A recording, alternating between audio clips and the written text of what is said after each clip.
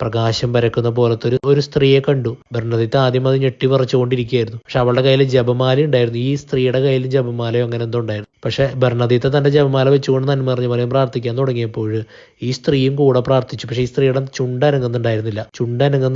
കൂടെ പ്രാർത്ഥിക്കുന്നു ഈ സ്ത്രീ. കാരണം അവളുടെ കയ്യിലെ ജപമാല ചലിച്ചുകൊണ്ടിരുന്നു. ബെർണദീത്ത പ്രാർത്ഥിക്കും തോറും ഈ സ്ത്രീയുടെ കയ്യിലെ ജപമാല ചലിച്ചുകൊണ്ടിരുന്നു. അങ്ങനെ ബെർണദീത്തയ്ക്ക് ഇത് കണ്ട അതിശയവുമായി വീണ്ടും വീട്ടിലേക്ക് തിരിച്ചുപോയി. ഈ സ്ത്രീ അപ്രത്യക്ഷമായി. വീണ്ടും തിരിച്ചു വന്ന് നോക്കിയപ്പോൾ പിന്നെയും അങ്ങനെ 1-2 തവണ കണ്ടു. അത് കഴിഞ്ഞ് 3-ാം തവണ മറ്റോ സ്ത്രീ ബെർണദീത്തയോട് പറഞ്ഞു, നീ 15 ദിവസങ്ങളിൽ അടുപ്പിച്ച് വരാൻ പറഞ്ഞു. 15 ദിവസങ്ങളിലേക്ക് അടുപ്പിച്ച് വരാൻ പറഞ്ഞു. അങ്ങനെ ബെർണദീത്ത 15 ദിവസങ്ങൾ അടുപ്പിച്ച് വന്നു. 13 തവണയോളം മാതാവിനെ കണ്ടു. വന്നപ്പോ 13 തവണ ഈ സ്ത്രീയെ കണ്ടു. അങ്ങനെ ഇരിക്കുമ്പോൾ 13-ാമത്തെ തവണ പരിശുദ്ധ അമ്മ ഈ ഗ്രോട്ടോയിൽ ഇങ്ങനെ ഈ ഗുഹയുടെ വശത്ത് നിന്നിരുന്ന ഈ സ്ത്രീ ബെർണദീത്തയോട് പറയാണ്, ഞാൻ അമലോത്ഭവമാണ്.